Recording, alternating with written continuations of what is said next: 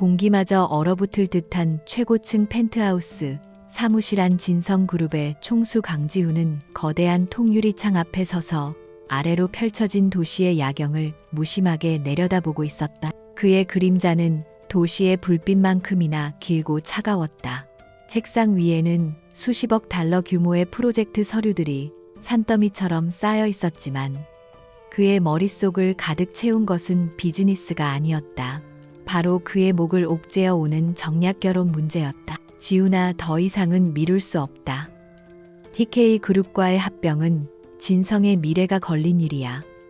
박 회장과의 약속이기도 하고 수화기 너머로 들려오는 할아버지 강 회장의 목소리는 강철처럼 단호했다. 강지훈은 미간을 찌푸렸지만 목소리에는 어떤 감정도 싣지 않은 채 차갑게 대답했다. 결혼은 제 인생의 문제입니다. 할아버지, 회사를 위한 도구로 사용될 수 없습니다. 그의 반박은 언제나 그랬듯 단호했지만 이번만큼은 상대의 고집이 더욱 거셌다. 내 인생은 태어나는 순간부터 진성의 것이었다. 박유라 양과의 결혼은 단순한 결합이 아니야. 두 그룹을 잇는 가장 확실한 다리다. 더 이상 핑계는 용납하지 않겠다. 다음 주 가족 식사 자리에서 공식적으로 발표할 것이니 그리 알아라. 전화는 일방적으로 끊겼다. 지훈은 손에 든 휴대폰을 부서져라 쥐었다. 박유라, TK그룹의 외동딸. 오만하고 제멋대로인 그녀의 얼굴을 떠올리는 것만으로도 속이 뒤틀리는 기분이었다. 그에게 결혼은 사랑하는 사람과 함께하는 신성한 약속이어야 했다. 비록 그 사랑하는 사람이 누구인지 아직 찾지 못했지만 말이다. 3년 전 그날 밤 낯선 호텔 바에서 우연히 만났던 여자, 위스키 잔을 기울이며 힘든 속내를 털어놓던 그녀의 깊은 눈동자와 슬픈 미소를 그는 잊을 수가 없었다. 하룻밤의 실수로 치부하기엔 그 여운이 너무나도 길었다. 그는 비서까지 동원해 수소문했지만 그녀는 흔적도 없이 사라진 뒤였다. 한편 도시의 다른 한편에서는 또 다른 삶의 무게가 한 여인의 어깨를 짓누르고 있었다. 유능한 인테리어 디자이너 한서연은 야근을 마치고 낡은 소형차에 시동을 걸었다. 피곤함이 몰려왔지만 어린이집에 혼자 남았을 아들 민준이를 생각하면 정신이 번쩍 들었다. 그녀에게 아들은 세상의 전부이자 힘든 현실을 버티게 하는 유일한 이유였다. 월세와 병원비 빠듯한 생활비가 그녀를 짓눌렀지만 아들의 웃는 얼굴을 보면 모든 시름이 녹아내리는 듯했다. 그녀는 서둘러 차를 몰았다. 약속한 시간보다 조금 늦었다. 초조한 마음에 엑셀을 밟던 순간 골목에서 갑자기 튀어나온 검은색 고급 세단과 가볍게 부딪히고 말았다. 쿵 하는 소리와 함께 서연의 심장도 철렁 내려앉았다. 그녀는 사색이 된 얼굴로 차에서 내렸다. 눈앞의 차는 번쩍이는 광택만으로도 수리비가 엄청날 것임을 직감하게 했다. 그녀의 낡은 차 범퍼는 살짝 찌그러졌지만 상대 차는 거의 흠집도 없어 보였다. 그럼에도 불구하고 이건 명백한 그녀의 잘못이었다. 운전석에서 내린 중년의 기사가 곤란한 표정을 짓고 있을 때 뒷좌석 문이 열리며 한 남자가 내렸다. 칠흑 같은 어둠 속에서도 그의 실루엣은 압도적이었다. 완벽하게 재단된 슈트, 차가운 표정, 그리고 모든 것을 꿰뚫어 보는 듯한 날카로운 눈빛. 바로 강지훈이었다. 그는 할아버지와의 통화로 복잡해진 머리를 식히기 위해 잠시 차를 세웠다가 사고를 당한 것이었다. 그는 짜증 섞인 눈으로 자신의 차와 서연의 차를 번갈아 보았다. 서연은 떨리는 목소리로 사과했다. 정말 죄송합니다. 제가 잠시 한눈을 팔아서 보험 처리를 해드리겠습니다. 그녀는 허둥지둥 지갑에서 명함을 찾았다. 그런 그녀를 지켜보던 지훈의 눈에 무언가 스쳐 지나갔다. 절박함과 책임감이 뒤섞인 그녀의 얼굴. 값싼 옷차림이지만 단정하고 흐트러짐 없는 태도. 그의 머릿속에서 전혀 예상치 못한 생각이 번개처럼 떠올랐다. 어쩌면 이것이 기회일지도 모른다는 미친 생각이었다. 그는 사고에는 전혀 관심 없다는 듯 손을 저었다. 보험 처리는 필요 없습니다. 그의 낮은 목소리에 서연은 의아한 표정을 지었다. 지우는 그녀에게 한 걸음 다가섰다. 그의 큰 키가 그녀 위에 그림자를 드리웠다. 그는 마치 거래를 제안하는 사업가처럼 어떤 감정도 담지 않은 목소리로 말했다. 대신 나와 결혼해 주십시오. 서연은 자신의 귀를 의심했다. 방금 이 남자가 뭐라고 한 거지? 그녀는 너무나도 황당해서 말문이 막혔다. 네, 뭐라고 하셨습니까? 제가 잘못 들은 것 같습니다만 서연이 간신히 되물었다. 지훈의 얼굴에는 농담하는 기색이 전혀 없었다. 그는 지극히 진지했고 그래서 더 비현실적이었다. 잘못 듣지 않았습니다. 나와 결혼해 주십시오. 물론 진짜 결혼은 아닙니다. 서류상으로만 부부가 되는 겁니다. 계약 결혼이죠. 그는 자신의 명함을 꺼내 그녀에게 건넸다. 진성그룹 대표이사 강지훈. 명함에 적힌 글자가 서연의 눈을 어지럽혔다. 서연은 잠시 동안 아무 말도 할 수 없었다. 이 상황을 어떻게 받아들여야 할지 알 수 없었다. 눈앞의 남자는 대한민국을 움직이는 거대 그룹의 총수였다. 그런 남자가 방금 가벼운 접촉 사고를 낸 평범하기 짝이 없는 자신에게 계약 결혼을 제안하고 있었다. 이건 소설이나 드라마에서나 나올 법한 일이었다. 그녀는 이 남자가 제정신이 아니거나 자신을 심하게 조롱하고 있다고 생각했다. 분노가 치밀어 올랐다. 그녀는 그의 명함을 받지 않고 차갑게 말했다. 지금 저를 데리고 장난하시는 겁니까? 당신 같은 사람이 왜 저 같은 여자에게 그런 제안을 하는지 모르겠지만 저는 당신의 장난에 어울려줄 시간이 없습니다. 그녀는 고개를 돌려 자신의 차로 향했다. 이 이상한 남자와 더 이상 엮이고 싶지 않았다. 하지만 지우는 그녀를 막아섰다.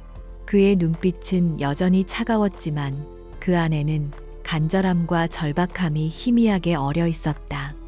그는 더 이상 물러설 곳이 없었다. 장난이 아닙니다. 나는 지금 매우 진지합니다. 당신이 필요한 이유가 있습니다. 물론 당신에게도 나쁜 제안은 아닐 겁니다.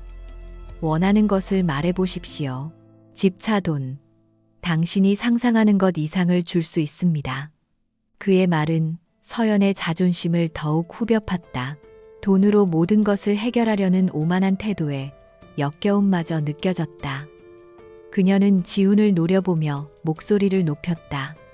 돈이면 다 되는 줄 아는군요. 저는 당신의 돈 따위는 필요 없습니다. 비켜주세요. 저는 지금 매우 바쁩니다. 그녀는 단호하게 그를 밀치고 자신의 차에 올랐다. 심장이 미친 듯이 뛰었다. 분노와 당혹감 그리고 알 수 없는 두려움이 뒤섞여 혼란스러웠다. 그녀는 룸미러로 그가 여전히 그 자리에 서서 자신을 지켜보는 것을 보았다. 마치 먹잇감을 놓치지 않으려는 맹수처럼 그녀는 서둘러 그 자리를 벗어났다. 하지만 강지훈이라는 남자의 강렬한 눈빛과 황당한 제안은 머릿속에서 쉽게 지워지지 않았다. 그날 밤 그녀는 늦게까지 잠을 이룰 수 없었다. 한편 홀로 남겨진 지훈은 서연이 사라진 방향을 한참 동안 응시했다. 그의 예상보다 훨씬 더 강한 반발이었다. 하지만 그는 포기할 생각이 없었다. 그녀의 단호한 눈빛에서 그는 오히려 가능성을 보았다. 돈에 쉽게 흔들리지 않는 사람이라면 계약을 충실히 이행하고 조용히 사라져 줄 수 있을 것이다. 그에게는 바로 그런 사람이 필요했다. 그는 자신의 비서에게 전화를 걸었다. 김 비서, 방금 나와 접촉 사고가 난 차량 번호를 조회해서 운전자에 대한 모든 것을 알아봐. 이름, 나이, 직업, 가족 관계, 특히 재정 상태를 자세히. 그의 목소리는 어느 때보다 단호했다. 이것은 비즈니스였다. 자신의 인생을 되찾기 위한 가장 중요한 계약. 그는 차에 올라타며 창밖을 보았다. 그의 눈에는 더 이상 도시의 야경이 들어오지 않았다. 오직 한서연이라는 여자, 자신의 계획에 가장 중요한 변수가 될지도 모르는 그녀의 얼굴만이 어른거렸다. 그는 반드시 그녀를 자신의 아내로 만들어야 했다. 어떤 대가를 치르더라도 할아버지의 독재와 박유라의 오만함에서 벗어날 수 있는 유일한 탈출구는 바로 그 여자였다. 다음 날 한서연은 밤새 뒤척인 탓에 무거운 몸을 이끌고 출근했다. 강지훈이라는 남자의 황당한 제안은 악몽처럼 그녀의 뇌리를 떠나지 않았다. 그녀는 그것을 그저 돈 많은 남자의 하룻밤 유희나 모욕적인 장난으로 치부하려 애썼다. 하지만 현실은 그녀가 그런 생각을 사치라고 여기게 만들 만큼 가혹했다. 아침에 받은 한 통의 문자가 그녀의 세상을 다시 한번 흔들었다. 아들 민준이가 다니는 어린이집에서 보낸 단체 공지였지만 내용은 그녀에게 비수처럼 날아와 꽂혔다. 바로 민준이가 앓고 있는 희귀 알레르기 치료를 위한 전문 프로그램 개설이 비용 문제로 무기한 연기되었다는 소식이었다. 서연은 그 프로그램을 위해 지난 몇 달간 밤낮 없이 일하며 돈을 모았다. 일반 병원에서는 치료가 어려워 전문 기관의 도움이 절실했다. 그녀는 휴대폰을 든 채 그 자리에 주저앉았다. 하늘이 무너지는 것 같았다. 그녀의 노력만으로는 아들에게 평범한 아이들 같은 세상을 선물해 줄 수 없다는 사실이 뼈아프게 다가왔다. 바로 그때 그녀의 휴대폰이 다시 울렸다. 모르는 번호였다. 받을까 말까 망설이다. 무심코 통화 버튼을 눌렀다. 수화기 너머에서는 정중하지만 기계적인 목소리가 들려왔다. 한서연 씨 되십니까? 저는 진성그룹 강지훈 대표님의 김 비서입니다. 서연의 심장이 쿵 내려앉았다. 잊으려 했던 이름이 다시 그녀의 현실 속으로 침입했다. 그녀는 아무 말도 하지 못했다. 김 비서는 그녀의 침묵을 긍정으로 받아들이고 말을 이었다. 대표님께서 다시 한번 정식으로 제안 드리고 싶어 하십니다. 한서연 씨의 상황을 조금이나마 돕고 싶어 하십니다. 돕고 싶다고 서연은 실소를 터뜨렸다. 동정이나 자선 같은 것일까? 하지만 그녀의 귓가에는 어젯밤 강지훈이 했던 말이 맴돌았다. 원하는 것을 말해 보십시오. 당신이 상상하는 것 이상을 줄 수 있습니다. 그녀의 머릿속은 복잡하게 얽혔다. 자존심을 지키고 이대로 주저앉을 것인가? 아니면 아들을 위해 잠시 눈을 감을 것인가? 그녀는 떨리는 목소리로 간신히 대답했다. 만나서 이야기하죠. 하지만 제가 있는 곳으로 직접 오셔야 할 겁니다. 그녀는 자신의 작은 아파트를 주소로 알려주었다. 그곳은 그녀가 유일하게 통제할 수 있는 공간이었다. 약속한 저녁 시간 강지훈은 정말로 그녀의 낡은 빌라 앞에 나타났다. 그의 값비싼 차는 좁은 골목과 어울리지 않게 위압적인 존재감을 뽐냈다. 그는 차에서 내려 익숙지 않은 동네 풍경을 잠시 둘러보았다. 어젯밤 김 비서에게 받은 보고서의 내용이 머릿속을 스쳤다. 뛰어난 재능을 가졌지만 인맥이나 배경이 없어 프리랜서로 근근히 살아가는 디자이너, 남편 없이 홀로 아이를 키우는 싱글맘. 부모님은 오래전에 돌아가셨고 의지할 형제도 없었다. 그는 그녀의 삶이 얼마나 팍팍할지 짐작할 수 있었다. 그는 낡은 계단을 올라 그녀의 집 초인종을 눌렀다. 문이 열리고 긴장한 표정의 서연이 나타났다. 그녀의 집은 작고 낡았지만 그녀의 손길이 닿은 듯 아기자기하고 깔끔하게 정돈되어 있었다. 지우는 잠시 머뭇거리다 안으로 들어섰다. 서연은 그에게 차가운 물 한 잔을 건네며 거리를 둔 채 소파에 앉았다. 본론부터 말씀하시죠. 계약 조건이 뭡니까? 그녀의 목소리에는 여전히 경계심이 가득했다. 지우는 가방에서 서류 봉투를 꺼내 테이블 위에 올려놓았다. 바로 그때였다. 엄마 작은 아이의 목소리가 들리며 방 안에서 남자아이가 뛰어나왔다. 아이는 낯선 남자를 보고 잠시 멈칫하더니 이내 서연의 다리 뒤로 쏙 숨었다. 서연은 당황하며 아이를 달랬다. 민준아, 인사해야지. 손님 오셨어. 그리고 지우는 아이의 얼굴을 보았다. 그 순간 강지훈의 세상이 멈췄다. 아이의 얼굴은 자신과 너무나도 닮아 있었다. 어릴 적 앨범에서 수없이 보았던 자기 자신의 얼굴이 눈앞에 있었다. 날카로운 눈매, 오똑한 코, 고집스러워 보이는 인매까지.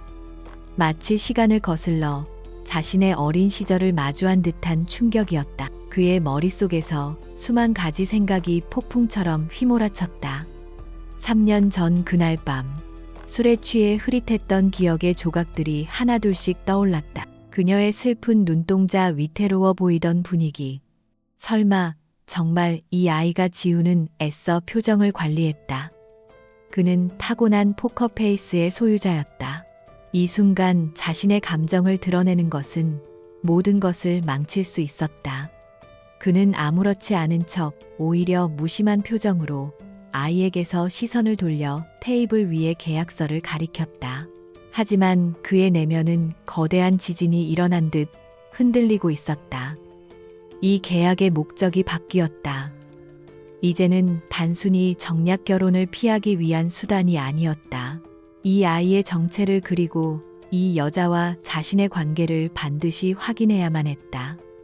서연은 그의 미묘한 변화를 전혀 눈치채지 못했다. 그녀는 아들 민준이를 다시 방으로 들여보내고 떨리는 손으로 계약서를 집어들었다. 내용은 파격적이었다. 강남의 최고급 아파트 제공, 최고 수준의 생활비 지원, 그리고 무엇보다 그녀의 눈길을 사로잡은 것은 자녀 양육 및 교육에 관한 모든 비용 전액 지원이라는 조항이었다. 그 조항 아래에는 민준이가 앓고 있는 희귀 알레르기 전문 치료 프로그램에 대한 내용까지 상세히 적혀 있었다. 그가 어떻게 이 사실을 알았는지 놀랄 겨를도 없었다. 이것은 그녀가 아들에게 해주고 싶었던 모든 것이었다. 계약 기간은 2년. 2년 후에는 깨끗하게 이혼하며 위자료로 상당한 금액을 지급한다는 내용도 있었다. 이것은 악마의 유혹과도 같았다. 자존심을 팔아 아들의 미래를 사는 거래였다. 서연은 눈을 질끈 감았다. 민준이의 웃는 얼굴이 떠올랐다. 그녀에게 선택지는 없었다. 알겠습니다. 이 계약 받아들이겠어요. 그녀의 목소리는 작게 떨리고 있었다.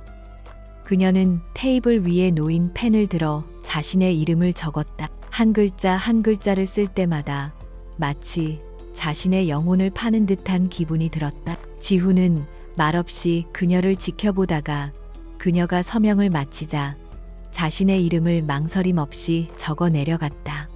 그의 서명은 그 어느 때보다 힘이 넘쳤다. 이제 주사위는 던져졌다. 그는 이 계약을 통해 그녀의 곁에 머물며 모든 진실을 파헤칠 것이다. 계약서에 두 사람의 서명이 끝나자 집안에는 무거운 침묵이 흘렀다. 서연은 고개를 들지 못했다. 지우는 자리에서 일어났다. 세부적인 이사 일정이나 필요한 사항들은 김 비서를 통해 전달하겠습니다. 앞으로 잘 부탁합니다. 부인. 그는 부인이라는 단어에 힘을 주어 말했다. 그 말을 끝으로 그는 미련 없이 돌아섰다. 문이 닫히고 서연은 텅 빈 공간에 홀로 남아 테이블 위의 계약서를 망연자실하게 바라보았다. 그녀는 자신이 과연 옳은 선택을 한 것인지 알 수 없었다. 한편 자신의 차로 돌아온 지우는 운전석에 앉자마자 참았던 숨을 거칠게 내쉬었다. 그의 차가운 가면이 순간적으로 무너졌다. 그는 핸들을 강하게 움켜쥐었다. 민준이의 얼굴이 눈앞에서 사라지지 않았다. 자신의 피가, 자신의 유전자가 저 아이에게 흐르고 있을지도 모른다는 생각에 심장이 거세게 요동쳤다. 그는 즉시 김 비서에게 전화를 걸었다. 그의 목소리는 그 어느 때보다 낮고 긴박했다. 김 비서, 3년 전 오늘을 기준으로 한서연이라는 여자의 행적을 샅샅이 조사해. 특히 그날 밤 그녀가 어디에 있었는지 반드시 알아내. 일주일 후 강지훈은 한서연을 데리고 강 회장의 저택으로 향했다. 그곳에서는 진성그룹과 TK그룹의 미래를 결정할 운명의 만찬이 예정되어 있었다. 차 안의 공기는 얼음장처럼 차가웠다. 서연은 지훈이 마련해준 심플하지만 고급스러운 원피스를 입고 있었지만 마치 자신의 옷이 아닌 것처럼 불편하기만 했다. 그녀의 손은 긴장으로 차갑게 식어 있었다. 너무 걱정하지 마십시오. 당신은 그저 내 옆에 서 있기만 하면 됩니다. 모든 건 내가 알아서 합니다. 지훈의 목소리는 평소처럼 차가웠지만 묘한 안정감을 주었다. 저택의 거대한 문이 열리자 화려하지만 위압적인 풍경이 그들을 맞았다. 샹들리에의 눈부신 빛 아래 강 회장과 박 회장 그리고 잔뜩 치장한 박유라가 이미 자리에 앉아 있었다. 그들의 얼굴에는 새로운 동맹의 탄생을 기대하는 만족스러운 미소가 걸려 있었다. 하지만 지훈의 옆에 선 서연의 존재를 확인한 순간 그들의 미소는 순식간에 굳어졌다. 특히 박유라의 얼굴은 분노와 모욕감으로 붉게 달아올랐다. 그녀는 자리에서 벌떡 일어나 날카롭게 소리쳤다. 강지훈 씨, 지금 이게 무슨 경우죠? 이 여자는 누구예요? 그녀의 목소리는 저택 전체에 울려 퍼졌다. 강 회장의 얼굴 또한 험악하게 일그러졌다. 그는 지팡이로 바닥을 내리치며 노성을 터뜨렸다. 지훈아, 지금 이게 무슨 무례한 짓이냐? 저 천박해 보이는 여자는 누구냐고 묻고 있지 않느냐? 모든 시선이 서연에게 비수처럼 꽂혔다. 그녀는 숨을 쉬기조차 힘들었다. 하지만 바로 그때 지훈이 그녀의 앞으로 나서며 모든 공격을 막아섰다. 그는 조금의 동요도 없는 목소리로 폭탄을 터뜨렸다. 제 약혼녀 한서연 씨입니다. 조만간 결혼할 사이니 다들 예의를 갖춰주시죠. 그 말에 식탁 주변의 공기는 완전히 얼어붙었다. 박 회장은 당혹감에 얼굴이 새하얘졌고 박유라는 믿을 수 없다는 듯 비명을 질렀다. 약혼녀 말도 안 돼. 당신은 나와 결혼하기로 했잖아요. 그녀는 서연에게 달려들듯이 쏘아붙였다. 대체 무슨 짓을 했길래 강지훈 씨를 홀린 거야. 넌 대체 정체가 뭐야? 서연은 아무 말도 할 수 없었다. 그녀는 그저 계약에 따라 이 자리에 서 있을 뿐이었다. 지훈은 유라의 앞을 막아서며 차갑게 말했다. 박유라 씨, 말 조심하는 게 좋을 겁니다. 내 사람에게 함부로 하는 건 용납 못합니다. 그는 단호하게 선을 그었다. 그리고는 강 회장을 향해 돌아섰다. 할아버지, 제 결혼은 제가 결정합니다. 회사를 위해 제 인생을 팔지는 않겠습니다. 이 결혼은 무효입니다. 그의 선언은 사형 선고나 다름없었다. 강 회장은 분노로 몸을 떨었지만 평생 복종만 하던 손자의 눈에서 처음 보는 반항과 결의를 읽고는 순간 할 말을 잃었다. 지훈은 더 이상 볼 일 없다는 듯 서연의 손목을 잡고 그곳을 빠져나왔다. 그의 단단한 손이 그녀의 떨림을 진정시켜주는 듯했다. 저택을 나서는 내내 등 뒤로 박유라의 울부짖음과 강 회장의 고함 소리가 들려왔지만 지훈은 한 번도 뒤돌아보지 않았다. 차에 올라탄 후에야 서연은 참았던 숨을 몰아쉬었다. 지옥 같은 시간이었다.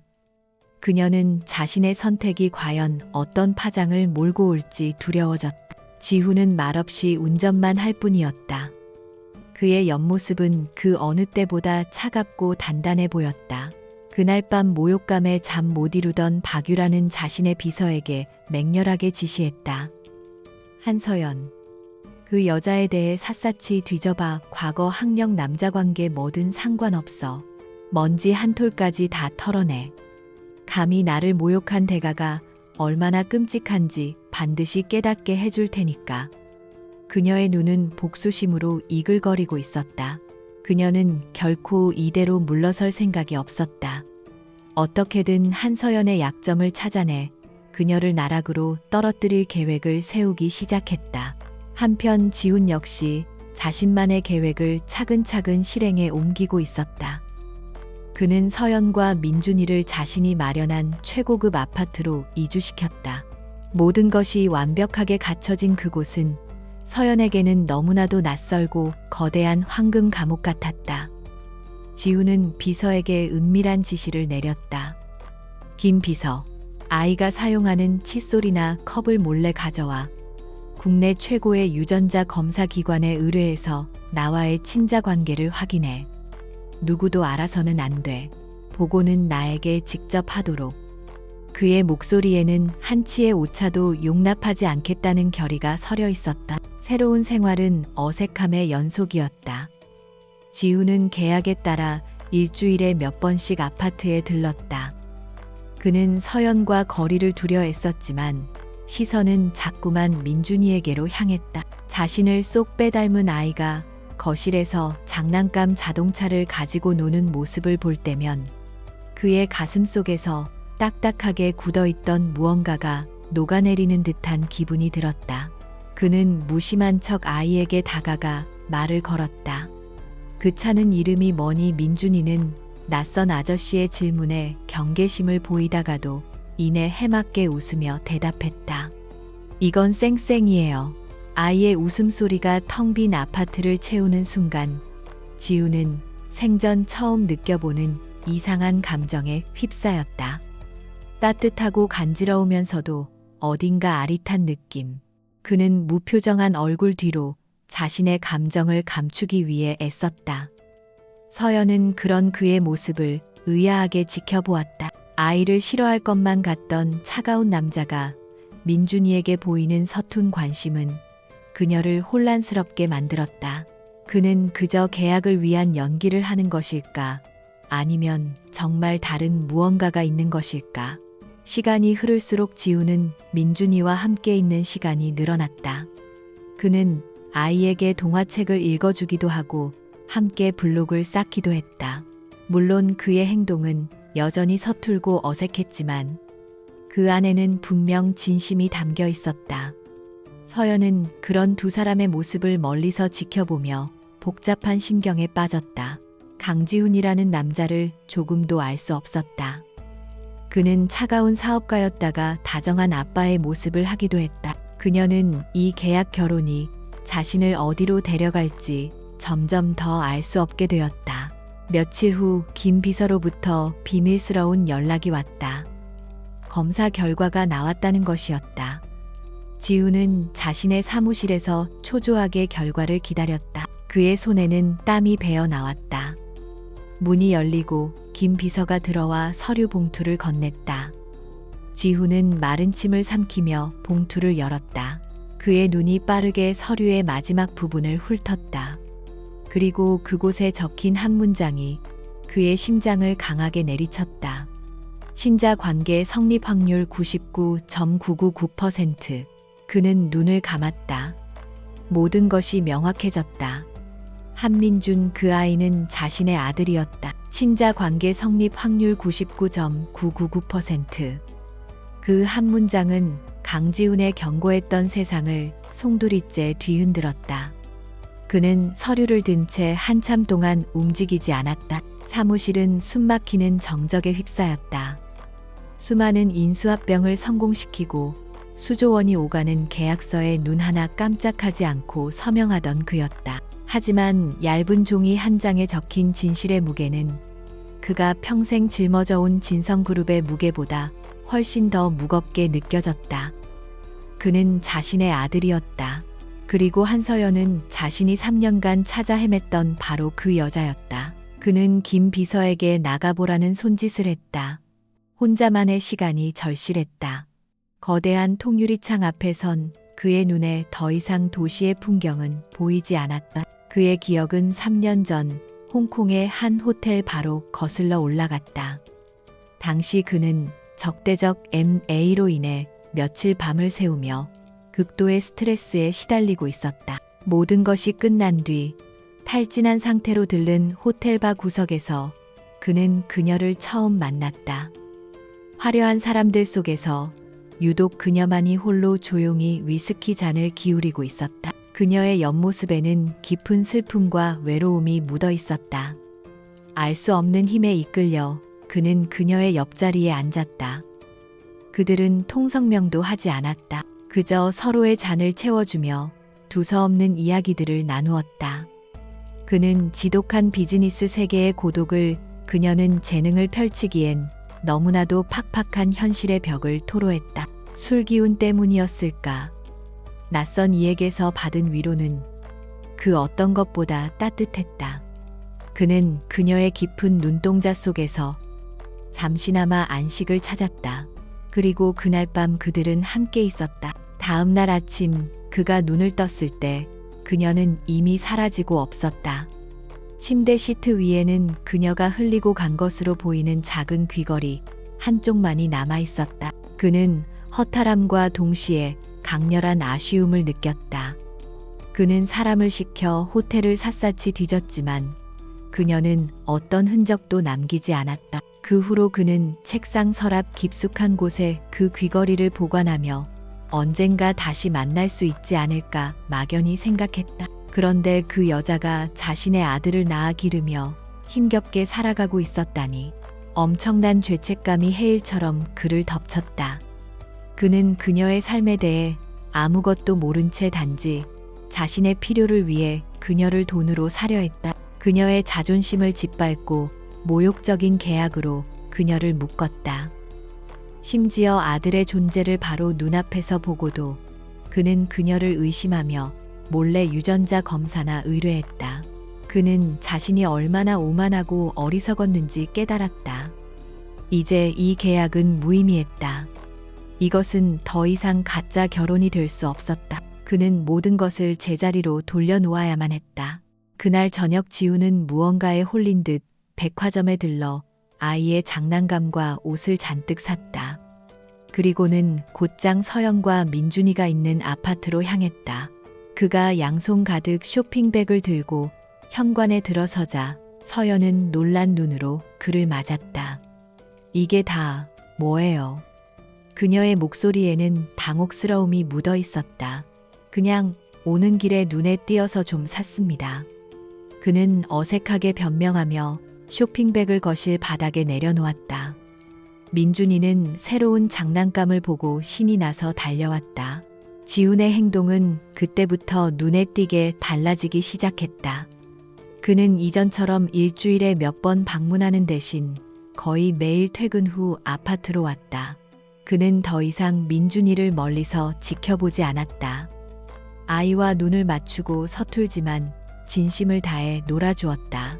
함께 블록을 쌓고 공룡 이름을 외우고 아이가 좋아하는 그림책을 수십 번이고 반복해서 읽어주었다. 그의 변화는 서연을 더욱 혼란스럽게 만들었다. 그의 행동에는 더 이상 계약 관계의 의무감 같은 것이 느껴지지 않았다. 어느 날 밤 서연은 프리랜서로 맡은 디자인 프로젝트 마감 때문에 밤늦게까지 노트북 앞에 앉아 있었다. 그때 지훈이 조용히 다가와 그녀의 옆에 머그잔을 내려놓았다. 따뜻한 우유였다. 늦게까지 일하는 것 같아서 잠시 쉬면서 하십시오. 그의 목소리는 놀라울 정도로 부드러웠다. 서연은 놀라서 그를 쳐다보았다. 고맙습니다. 그녀는 어색하게 대답하며 우유를 한 모금 마셨다. 그는 떠나지 않고 그녀의 노트북 화면을 잠시 들여다보았다. 꽤 흥미로운 컨셉이군요. 하지만 이 부분의 자재는 구하기가 쉽지 않을 텐데 그는 전문가처럼 정확하게 문제점을 짚어냈다. 그리고는 아무렇지 않게 말했다. 내가 아는 업체가 있으니 내일 연락해 두겠습니다. 필요한 게 있으면 그쪽에 요청하십시오. 서연은 말문이 막혔다. 그의 친절은 너무나도 갑작스럽고 개연성이 없었다. 그의 눈빛은 더 이상 차가운 사업가의 눈빛이 아니었다. 그 안에는 그녀가 이해할 수 없는 복잡하고 깊은 감정이 담겨 있었다. 그녀는 경계심을 늦출 수 없었다. 이 남자는 대체 무슨 꿍꿍이일까? 며칠 뒤 민준이가 밤새 열이 나고 기침을 하기 시작했다. 서연은 안절부절 못하며 아이의 곁을 지켰다. 한밤중에 아이의 상태가 더 나빠지자 그녀는 겁이 덜컥 났다. 응급실에 가야 하나 망설이고 있을 때 마침 지훈이 아파트에 들렀다. 그는 잠옷 바람으로 끙끙 앓는 민준이와 창백하게 질린 서연을 보고는 한치의 망설임도 없이 어디론가 전화를 걸었다. 10분도 채 되지 않아 국내 최고의 소아과 의사가 왕진 가방을 들고 아파트에 도착했다. 서연은 이 모든 상황이 비현실적으로 느껴졌다. 의사는 민준이를 진찰하고는 능숙하게 처치해 주었다. 다행히 심각한 상태는 아니었다. 의사가 돌아간 후 지훈은 밤새 서연과 함께 아이의 곁을 지켰다. 그는 젖은 수건으로 아이의 몸을 닦아주고 물을 먹이는 등 서툰 솜씨로 아이를 간호했다. 새벽녘에야 민준이의 열이 내리고 편안하게 잠이 들었다. 지쳐서 소파에 잠시 기댄 서연을 보며 지훈은 조용히 담요를 가져와 덮어주었다. 그의 행동 하나하나가 그녀의 마음을 흔들었다. 그녀는 이 남자를 더 이상 이해할 수 없었다. 그의 차가움보다 지금의 따뜻함이 그녀를 더욱 불안하게 만들었다. 그는 대체 왜 이러는 걸까? 동정심 아니면 계약의 일부. 그녀의 머릿속은 의심과 혼란으로 가득 찼다. 지훈은 잠든 서연의 얼굴을 가만히 내려다보았다.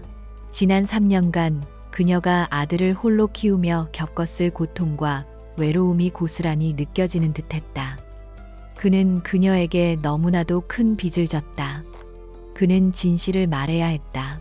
하지만 어떻게 상처뿐인 계약으로 시작된 이 관계 속에서 과연 그녀가 자신의 말을 믿어줄까? 그는 조용히 결심했다. 이 가짜 결혼을 끝낼 것이다. 그리고 진짜 가족을 시작할 것이다. 그녀의 마음을 얻을 수만 있다면 얼마의 시간이 걸리든 상관없었다. 박유라의 사무실에는 얼음 같은 분노의 기운이 감돌았다. 그녀의 앞에는 사설 탐정이 가져온 두꺼운 보고서가 놓여 있었다. 보고서의 내용은 그녀의 예상을 크게 벗어나지 않았다. 한서연은 보잘것없는 배경을 가진 그저 그런 프리랜서 디자이너일 뿐이었다. 하지만 보고서의 마지막 장이 그녀의 눈을 사로잡았다. 대상 한서연, 3년 전 홍콩에서 열린 아시아 디자인 어워드 참석, 기록 확인. 강지훈 대표의 홍콩 출장 기간과 정확히 일치함. 박유라의 입가에 뱀처럼 차가운 미소가 번졌다. 그녀는 모든 조각을 맞추었다. 이것은 우연이 아니었다. 처음부터 계획된 접근이었다. 그 천한 여자가 자신의 재능 따위로는 가질 수 없는 부와 명예를 얻기 위해 의도적으로 강지훈에게 접근해 그의 아이를 가졌다는 시나리오가 그녀의 머릿속에서 완벽하게 그려졌다. 멍청한 강지훈. 그런 여자의 수작에 노란하다니. 그녀는 분노와 경멸을 담아 중얼거렸다. 이제 그녀에게는 확실한 무기가 생겼다. 그녀는 이 사실을 이용해 한서연을 사회적으로 매장시키고 강지훈의 곁에서 영원히 치워버릴 작정이었다. 박유라는 자신이 오랫동안 관리해온 연예부 기자에게 연락했다. 그녀는 탐정의 보고서를 교묘하게 각색하고 출처를 알 수 없는 측근의 증언까지 덧붙여 자극적인 이야기로 만들어냈다. 그녀가 만들어낸 이야기 속에서 한서연은 돈을 노리고 의도적으로 재벌 3세에게 접근한 희대의 사기꾼이자 남의 약혼자를 빼앗은 파렴치한 여자로 둔갑했다. 그녀는 이 거짓된 이야기가 불러올 파장을 상상하며 희열에 찬 미소를 지었다. 다음 날 아침 대한민국은 발칵 뒤집혔다. 진성그룹 강지훈 대표 정체불명 싱글맘과 결혼 선언. 알고 보니 계획된 신데렐라 스토리라는 제목의 기사가 모든 포털 사이트의 메인을 장식했다. 기사에는 서연의 초라했던 과거 사진과 함께 그녀가 어떻게 강지훈과 같은 시기에 홍콩에 머물렀는지 그리고 그 직후에 아이를 임신했는지를 암시하는 내용이 담겨 있었다. 인터넷은 순식간에 그녀를 향한 악의적인 추측과 인신공격으로 들끓었다. 그 시각 서연은 아무것도 모른 채 민준이에게 아침을 먹이고 있었다. 그녀는 우연히 켠 TV 뉴스에서 자신의 얼굴이 나오는 것을 보고 그대로 얼어붙었다. 기사의 내용은 충격적이었다. 그녀의 사생활이 만천하에 공개되었고 그녀는 하루아침에 파렴치한 꽃뱀으로 낙인 찍혔다. 쏟아지는 악성 댓글들은 날카로운 비수가 되어 그녀의 심장을 후벼 팠다. 그녀는 숨을 쉴 수 없었다.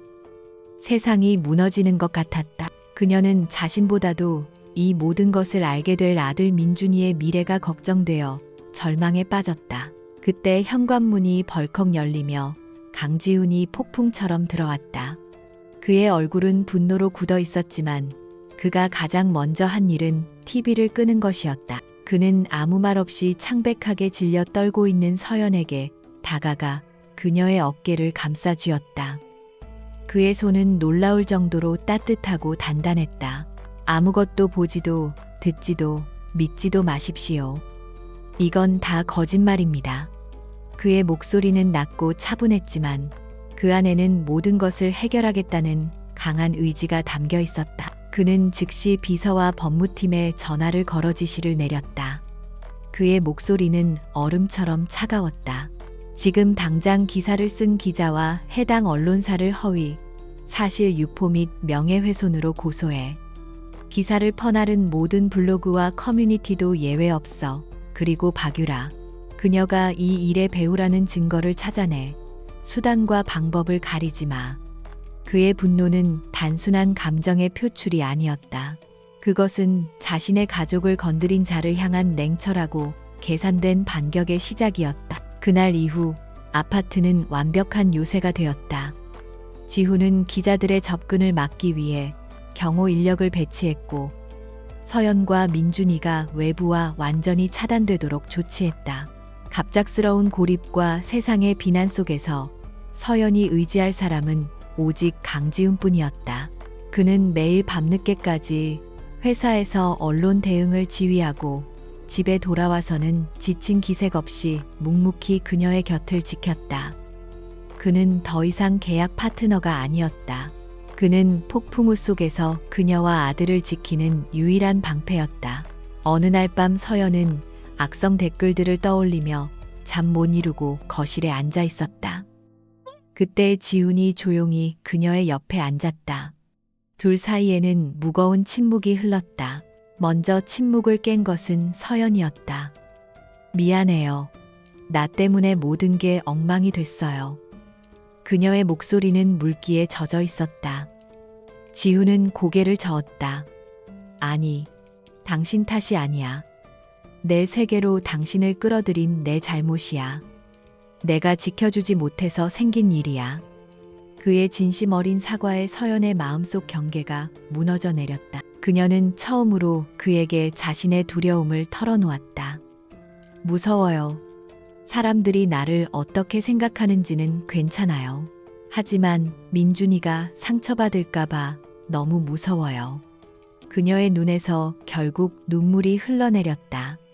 지훈은 망설이다가 조심스럽게 그녀의 어깨를 감싸 안았다. 어색했지만 따뜻한 위로였다. 내가 약속하지. 당신과 민준이 누구도 상처받게 하지 않겠어. 이 모든 것을 끝낼 때까지 내 옆에만 있어줘. 나를 믿어줘. 그의 품에 안겨 서연은 그의 단단한 심장 박동을 느꼈다. 이상하게도 마음이 편안해졌다. 이 위기 속에서 그들은 서로에게 유일한 위안이 되어주고 있었다. 계약으로 시작된 관계였지만 이제 그들 사이에는 돈이나 의무감으로는 설명할 수 없는 깊은 유대감이 생겨나고 있었다. 서연은 자신을 보호하기 위해 거대한 세상과 싸우고 있는 그의 뒷모습을 보며 자신도 모르게 그를 믿고 의지하기 시작했다. 그리고 그것이 어쩌면 사랑의 시작일지도 모른다고 그녀는 희미하게 예감했다. 진성그룹의 이사회 회의실은 폭풍전야처럼 팽팽한 긴장감으로 가득 차 있었다. 평소라면 신규 사업이나 분기 실적 보고로 채워졌을 공간에 오늘은 회사의 운명을 좌우할 또 다른 안건이 올라와 있었다. 강지훈 대표의 사생활 스캔들이 그룹 전체의 이미지를 실추시키고 주가에까지 영향을 미치자 긴급 이사회가 소집된 것이었다. 회의실의 긴 테이블 한쪽에는 강 회장을 비롯한 강씨 일가의 임원들이 다른 한쪽에는 이번 사태의 주요 이해관계자인 TK그룹의 박 회장과 굳은 얼굴의 박유라가 자리를 잡고 있었다. 한서연은 지훈의 바로 옆자리에 앉아 있었다. 며칠 전까지만 해도 상상조차 할 수 없었던 풍경이었다. 대한민국 경제를 움직이는 거물들 사이에서 그녀는 마치 다른 세상에 와 있는 듯한 이질감을 느꼈다. 수많은 적대적인 시선이 그녀를 향했지만 그녀는 허리를 곧게 펴고 정면을 응시했다. 옆에서 느껴지는 지훈의 단단한 존재감이 그녀에게 용기를 주었다. 그는 회의가 시작되기 직전 그녀의 손을 테이블 아래에서 살짝 잡아주며 나지막이 속삭였다. 이제 곧 모든 게 끝날 겁니다. 나만 믿어요. 회의가 시작되자마자 한 이사가 날카로운 목소리로 포문을 열었다. 강 대표 이번 스캔들에 대해 해명하셔야겠습니다. 대표 개인의 문제가 아니라 우리 진성그룹 전체의 신뢰가 걸린 일입니다. 그의 말을 시작으로 여기저기서 지훈을 질책하는 목소리가 터져나왔다. 박 회장은 마치 피해자처럼 무거운 표정으로 입을 열었다. 강 회장님, 우리 두 그룹의 오랜 신뢰가 이런 식으로 무너지는 것을 보니 참으로 유감입니다. 강 대표가 현명한 결정을 내리리라 믿습니다.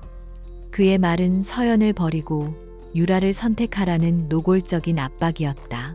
모든 비난의 화살이 지훈에게 쏟아지는 순간 박유라가 자리에서 일어났다.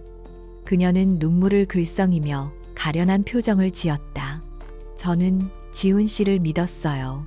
저 여자가 어떤 의도로 접근했든 지훈 씨는 잠시 흔들렸을 뿐이라고요.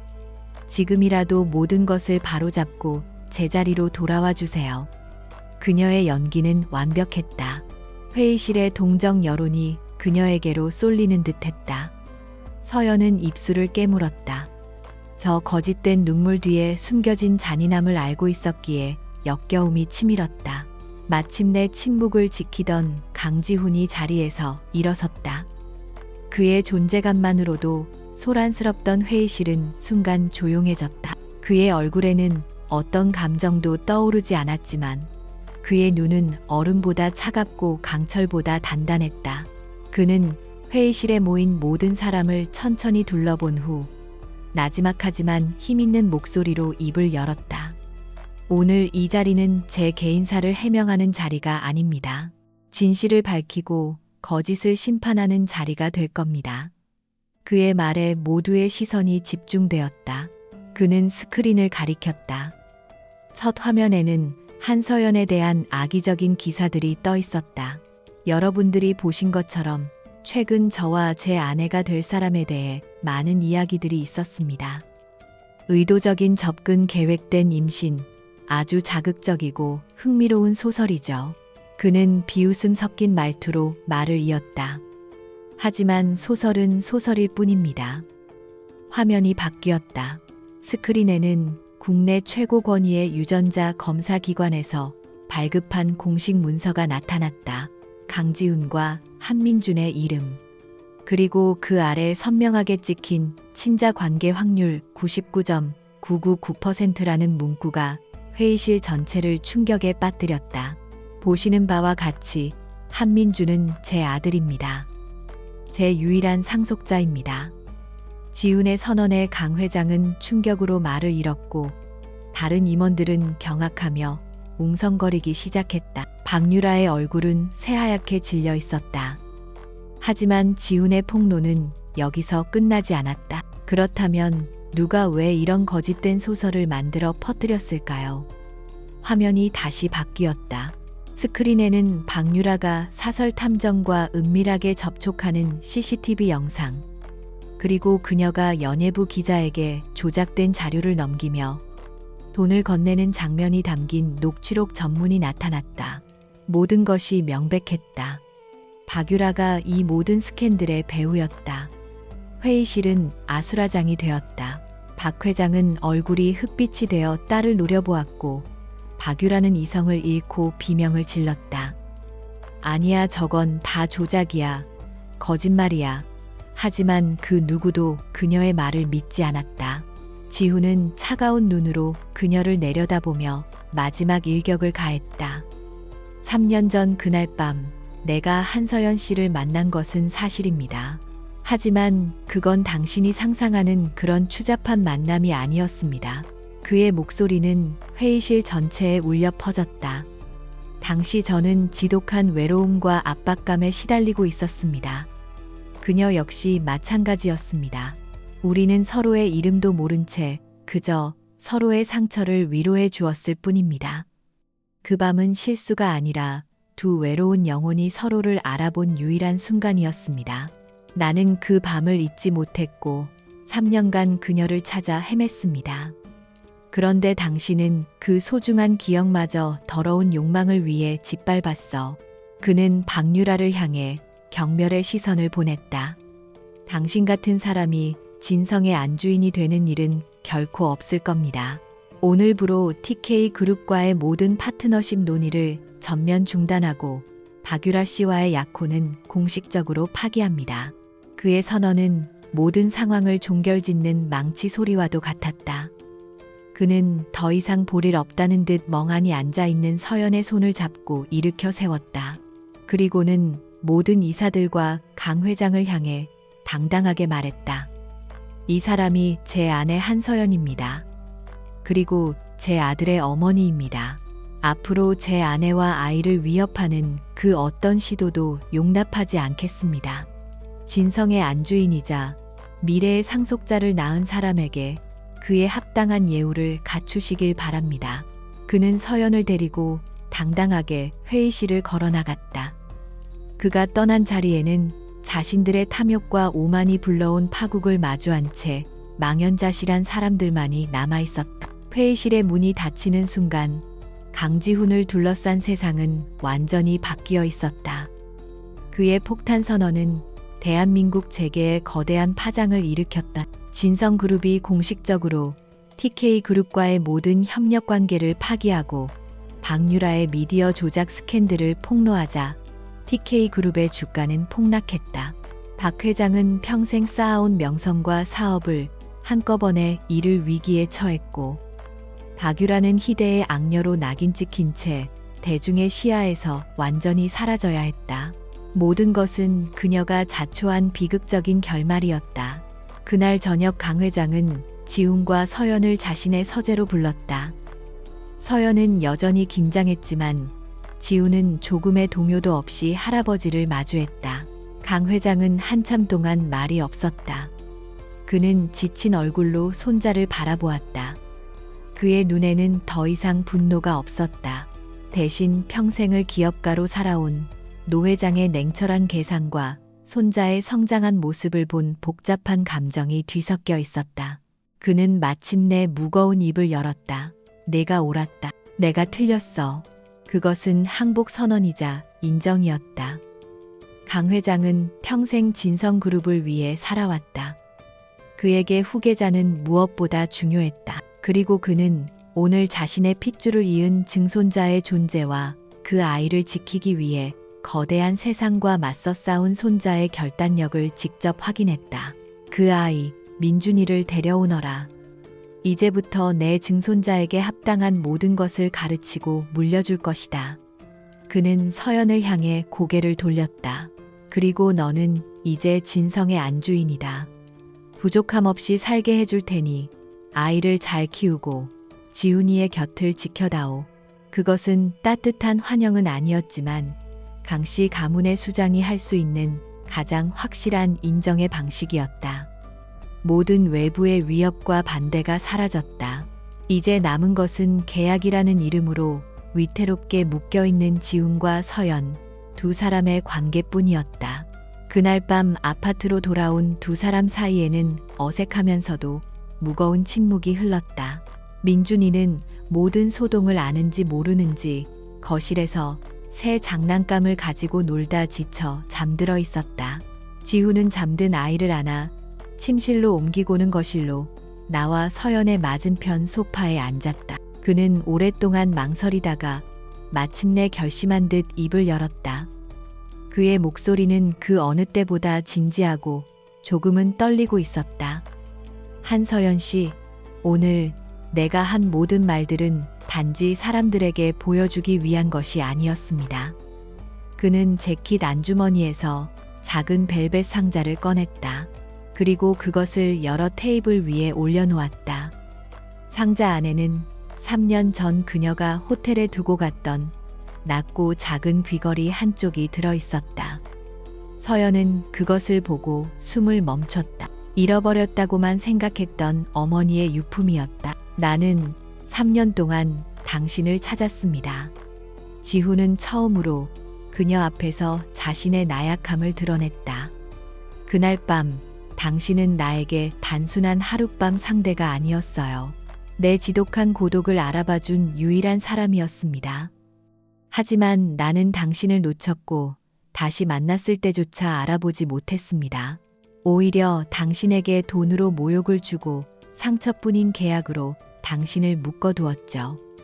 내 오만함과 어리석음을 용서해달라는 말은 하지 않겠습니다. 그저 진심으로 사과하고 싶습니다. 정말 미안합니다. 그는 자리에서 일어나 그녀의 앞에 한쪽 무릎을 꿇었다. 서연은 너무 놀라 어쩔 줄을 몰랐다. 대한민국에서 가장 높은 곳에 있는 남자가 지금 그녀의 앞에서 무릎을 꿇고 있었다. 이 계약서 이제는 찢어버리고 싶습니다. 그는 품에서 자신들이 서명했던 계약서를 꺼냈다. 그리고 당신에게 다시 한번 제안하고 싶습니다. 계약상의 아내가 아니라 내 진짜 아내가 되어 주십시오. 민준이의 아버지를 넘어 당신의 남편이 되고 싶습니다. 당신을 사랑합니다, 서연 씨. 그의 눈에는 진심이 가득했다. 그가 흘리는 눈물은 아니었지만 그의 눈빛은 그 어떤 눈물보다 더 절절하게 그녀의 마음을 울렸다. 서연의 눈에서도 뜨거운 눈물이 흘러내렸다. 그녀는 지난 몇 주간 그가 보여준 모습을 떠올렸다. 아들을 위해 서툴게 노력하던 모습, 자신을 지키기 위해 세상과 맞서 싸우던 모습, 그리고 지금 모든 것을 내려놓고 자신에게 진심을 고백하는 모습까지. 그녀의 마음속에 남아있던 마지막 의심과 불안의 벽이 완전히 허물어졌다. 그녀는 고개를 끄덕였다. 네, 좋아요. 그녀의 대답에 지훈의 얼굴에 비로소 안도의 미소가 번졌다. 그는 일어나 그녀의 눈물을 닦아주었다. 그리고 두 사람은 함께 그들을 올가매던 계약서를 갈기갈기 찢어버렸다. 종이 조각들이 바닥으로 흩날리며 그들의 거짓된 관계는 끝이 났다. 지훈은 조심스럽게 그녀의 얼굴을 감싸고 부드럽게 입을 맞췄다. 그것은 그들의 첫 키스였다. 계약이나 의무가 아닌 서로의 마음을 확인한 진정한 사랑의 입맞춤이었다. 그날 밤 두 사람은 잠든 민준이의 방으로 들어갔다. 아이는 천사 같은 얼굴로 평화롭게 잠들어 있었다. 지훈과 서연은 아이의 침대 옆에 나란히 서서 서로의 손을 꼭 잡았다. 더 이상 가짜 부모, 가짜 가족이 아니었다. 폭풍우가 지나간 자리에 비로소 진짜 가족의 따뜻한 풍경이 펼쳐지고 있었다. 비록 시작은 어긋나고 위태로웠지만 그들은 수많은 시련을 함께 이겨내며 서로에게 유일한 안식처가 되어 주었다. 이제 그들 앞에는 상처와 오해가 아닌 사랑과 신뢰로 가득 찬 새로운 미래가 기다리고 있었다. 2년 후 주말 아침의 햇살이 강지훈과 한서연의 집 거실을 환하게 비추고 있었다. 과거 지훈이 서연을 위해 마련했던 차가운 고급 아파트는 이제 온데간데 없었다. 그 자리에는 아이의 웃음소리와 따뜻한 온기가 가득한 진짜 가족의 집이 있었다. 벽에는 세 사람이 함께 찍은 행복한 순간들이 담긴 사진들이 걸려 있었고, 거실 한편에는 민준이가 가지고 노는 장난감들이 정겹게 널려 있었다. 이곳은 더 이상 황금 감옥이 아닌 사랑으로 지어진 안식처였다. 주방에서는 고소한 빵 굽는 냄새가 풍겨왔다. 놀랍게도 앞치마를 두른 채 서투른 솜씨로 팬케이크를 뒤집고 있는 사람은 바로 진성그룹의 총수 강지훈이었다. 그는 예전에 냉철하고 빈틈없던 모습은 찾아볼 수 없을 만큼 부드러운 미소를 짓고 있었다. 아빠 내건 딸기 실험 많이 식탁에 앉아있던 5살 민준이가 발을 동동 구르며 외쳤다. 지우는 능숙하게 고개를 끄덕이며 조금 타버린 팬케이크 위에 딸기 시럽을 듬뿍 뿌려주었다. 그 모습은 영락없는 아들 바보였다. 서연은 커피를 내리며 그런 두 부자의 모습을 사랑스럽게 바라보았다. 지난 2년은 꿈 같은 시간이었다. 지훈의 전폭적인 지지 아래 그녀는 자신의 이름을 내건 디자인 스튜디오 SY 디자인을 열었다. 그녀의 재능은 날개를 달았고 이제는 업계에서 가장 주목받는 디자이너 중 한 명이 되었다. 하지만 그 어떤 성공보다 그녀를 행복하게 하는 것은 바로 지금 눈앞에 펼쳐진 평범하고 따뜻한 가족의 풍경이었다. 그녀는 더 이상 불안에 떠는 미혼모가 아닌 사랑받는 아내이자 당당한 엄마였다. 그녀는 지훈의 옆으로 다가가 그의 허리를 감싸 안으며 살짝 탄 팬케이크를 보며 놀렸다. 우리 대표님, 오늘은 실력 발휘가 잘 안 되시네요. 이러다 회사 경영까지 까먹는 거 아니에요. 지훈은 뒤를 돌아 그녀의 이마에 입을 맞추며 웃었다. 회사 일보다 훨씬 어렵군. 하지만 세상에서 가장 보람있는 일이기도 하고 그의 눈에는 서연을 향한 깊은 사랑과 신뢰가 가득했다. 그는 일과 가정 사이에서 완벽한 균형을 찾았고 그 과정에서 훨씬 더 행복하고 완전한 사람이 되었다. 오후에는 강 회장의 저택에서 가족 모임이 있었다. 예전에 숨 막히는 분위기는 사라지고 이제는 민준이의 재롱을 보기 위한 화기애애한 자리가 되었다. 증손자 앞에서는 근엄한 회장의 모습도 무장해제되기 일쑤였다. 강 회장은 돋보기를 낀 채 민준이와 함께 동화책을 읽으며 연신 흐뭇한 미소를 지었다. 그는 핏줄로 이어진 가족의 정이 그 어떤 사업적 동맹보다 더 견고하고 소중하다는 것을 뒤늦게나마 깨달았다. 그는 이제 서연을 진심으로 며느리로 아끼고 있었다. 그날 밤 집으로 돌아와 잠든 민준이를 확인하고 나온 두 사람은 테라스에 나란히 앉아 밤하늘의 별을 바라보았다. 서연은 지훈의 어깨에 기댔다. 가끔은 아직도 꿈 같아요. 우리가 이렇게 함께 있다는 게. 그녀의 말에 지훈은 그녀의 손을 더욱 쉬어잡았다. 꿈이 아니야. 우리가 함께 만들어낸 현실이지. 그는 잠시 말을 멈췄다가 장난스럽게 웃으며 말했다. 돌이켜보면 그때 당신과 맺었던 계약 결혼은 내 인생 최고의 거래였어. 세상 모든 것을 주고도 바꿀 수 없는 행복을 얻었으니까.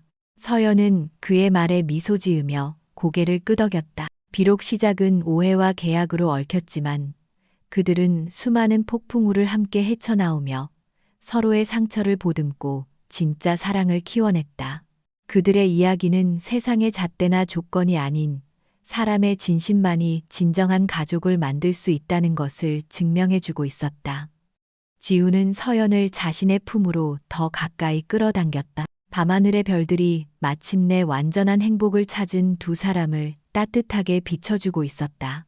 어둠 속에서 시작된 그들의 인연은 이제 세상에서 가장 밝은 빛으로 서로의 길을 밝혀주고 있었다.